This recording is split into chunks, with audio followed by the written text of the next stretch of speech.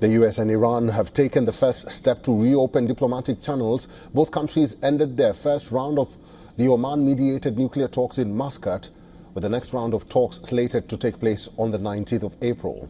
A day after the meeting, Iran's Supreme Leader Ayatollah Ali Khamenei met a group of commanders of Iran's armed forces. Khamenei told Iran's military commanders to maintain maximum readiness to confront hostile pressure. This comes after Iran's foreign ministry reiterated the scope of the talks with the US.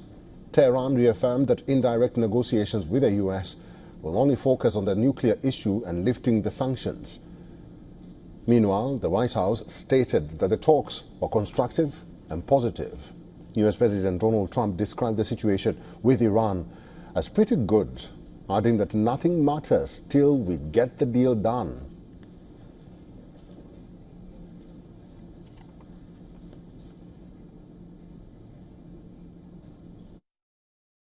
They're going okay. What was your, Well, I can't tell you because it doesn't. Nothing matters until you get it done. So I don't like talking about it, but it's going okay. The Iran situation is going pretty good. Are there other talks that are going well, I sir? think. US Special Envoy Steve Witkoff and Iranian Foreign Minister Abbas Araghchi are spearheading the talks in Oman. Araghchi was the key architect of an earlier joint comprehensive plan of action that prevented Tehran from enriching uranium beyond 3.6%. But the US pulled out of that deal during Trump's earlier administration. Both sides seem to be going ahead with a strategy of talks and threats. The US is maintaining a strong military posture against Tehran as part of its maximum pressure tactic.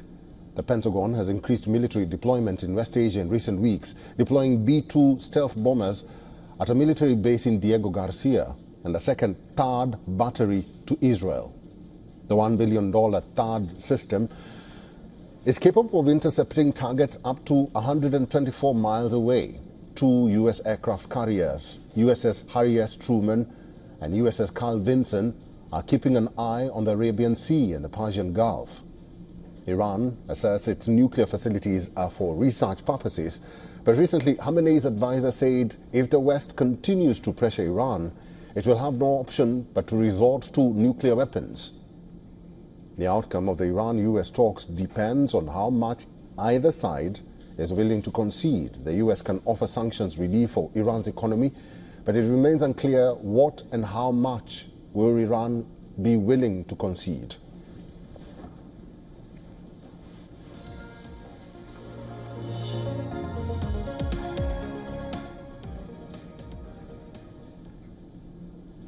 Mr. Gabriel Noronha is a former special advisor for Iran at the U.S. State Department Under Secretary of State Mark Pompeo and also Executive Director of Polaris National Security. Mr. Noronha, thank you for joining us and good to see you. If the U.S. says the talks were constructive and positive, why would Iran's Supreme Leader Ali Khamenei marshal commanders of Iran's armed forces and order them to maintain maximum readiness to confront what he called hostile pressure?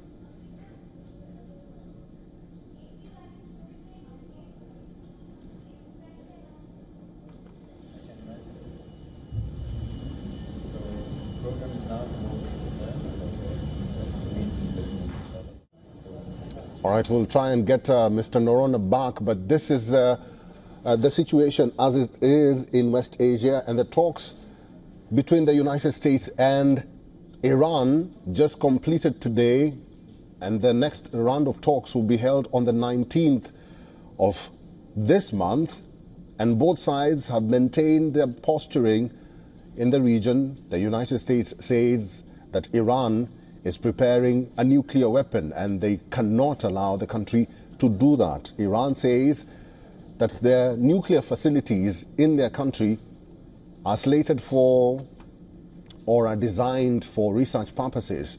So they have downplayed America's claim that they are building nuclear weapons, and they say that this is not the way to go for the discussions between the United States and Iran. And President Donald Trump says that he's confident that these talks will bring or will be fruitful in the coming days?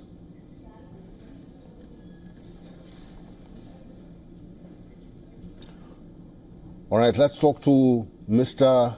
Gabriel Norona. He's a former special advisor for Iran at the U.S. State Department under Secretary of State Mike Pompeo and also Executive Director of Polaris National Security.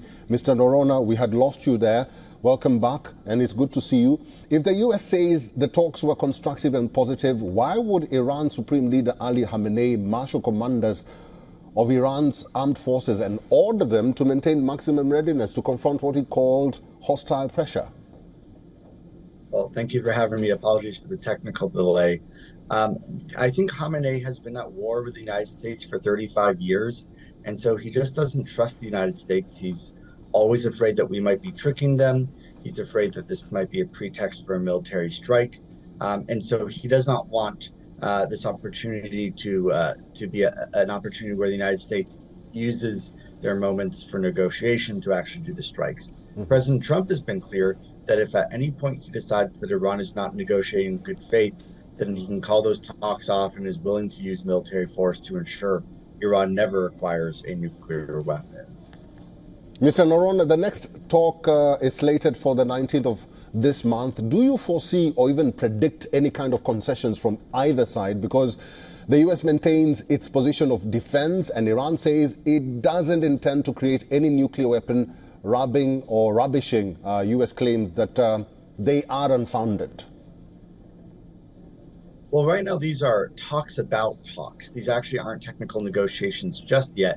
They're trying to decide what are the parameters, who are the participants, what are the scope of issues that could be actually talked about in those negotiations. So yes, there are concessions that can be made. Iran wants to ensure that no ballistic missiles are discussed and that their support for terrorism is not part of these negotiations. The United States wants to ensure that Iran never gets a nuclear missile.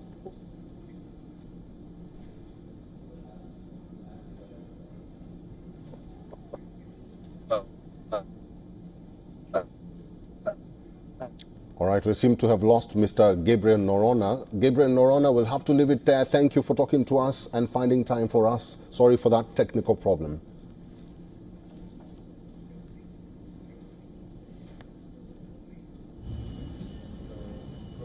For all the latest news, download the WION app and subscribe to our YouTube channel.